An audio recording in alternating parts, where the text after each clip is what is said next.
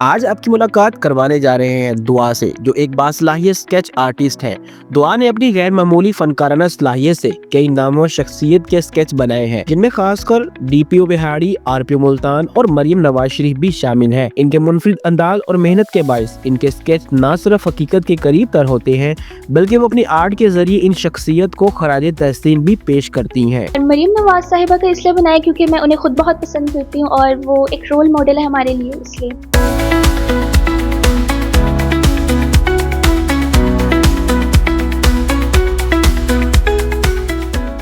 Info break की videos देखने के लिए हमारा चैनल सब्सक्राइब कीजिए और बेल आइकन को क्लिक कीजिए ताकि आप हमारे आने वाली वीडियो से बाखबर रह सकें। अच्छा दुआ, ये बताएं कि आपको ये स्किल आपने कैसे सीखी और ये कैसे ख्याल आया आपको?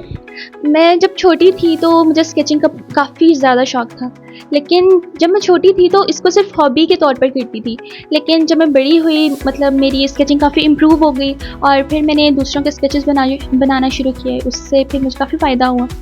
तो आपने कोई बाकायदा ये स्केचिंग सीखी है? नहीं, मैंने सीखी कहीं से नहीं है, ये मैं खुद से ही करती हूँ। तो सबसे पहले आपने कौन सा ऐसा स्केच बनाया जो आपको बहुत अच्छा लगा? जी, एक स्केच था, क्योंकि मैं बीटीएस की फ़ैन हूँ तो मैंने उनका सबसे पहले बनाया था, तो उन्हीं से सबसे पहले मैंने स्टार्ट किया था।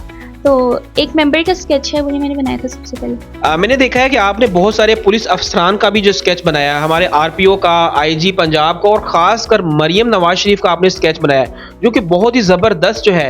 ये स्क्रीन पे भी दिखा रहे हैं। इनका ख्याल कैसे आया आपको? इनका ख्याल इस तरह आया कि एक तो मेरे जो पापा हैं वो पुलिस में हैं, तो वो डीपीओ साहब को काफ़ी एडमायर करते हैं और उनके अलावा आरपीओ साहब को भी काफ़ी एडमायर करते हैं। और मरियम नवाज साहिबा का इसलिए बनाया क्योंकि मैं उन्हें खुद बहुत पसंद करती हूँ और वो एक रोल मॉडल है हमारे लिए, इसलिए। अच्छा, तो ये आपको एक स्केच बनाते हुए कितना टाइम लगता है?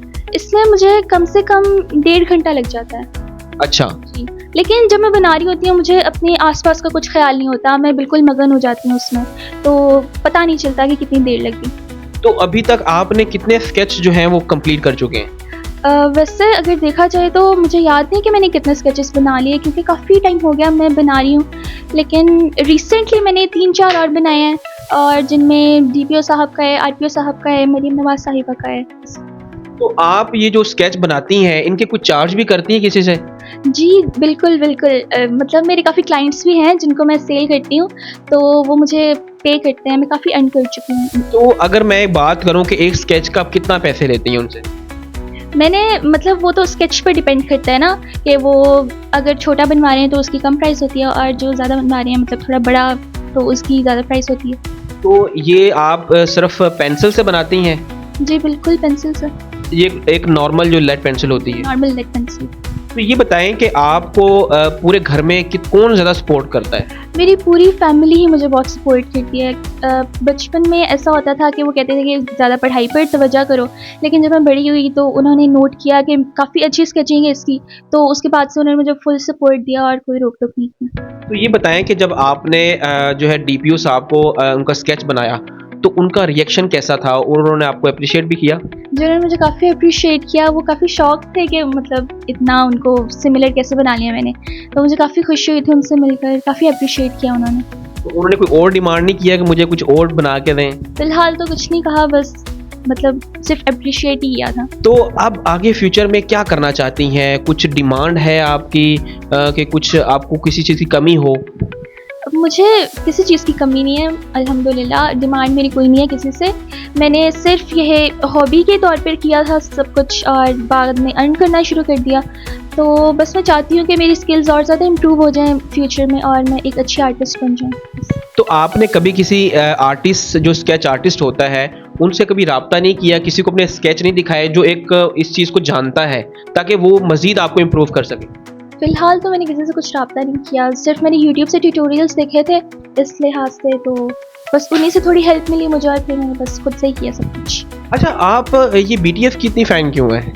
मुझे म्यूज़िक बहुत पसंद है। अच्छा, हमारे माशरे में ऐसी बहनें और बेटियां भी मौजूद हैं कि जिनके पास कुछ टैलेंट है लेकिन कुछ कर नहीं पाती, तो आपका उनके लिए क्या पैगाम है? मैं ये कहना चाहती हूँ कि जो कुछ नहीं कर सकता ना, पेंसिल तो सबके पास होती है। अगर आर्ट किसी को आता है तो वो एक पेंसिल के सहारे से ही सब कुछ बना सकता है। तो ये सिर्फ इसमें कुछ इतना मतलब करने वाली बात नहीं है कि हम कुछ कर नहीं सकते, ये वो किया बहुत कुछ जा सकता है, बस थोड़ा सा सपोर्ट होना चाहिए इसके लिए।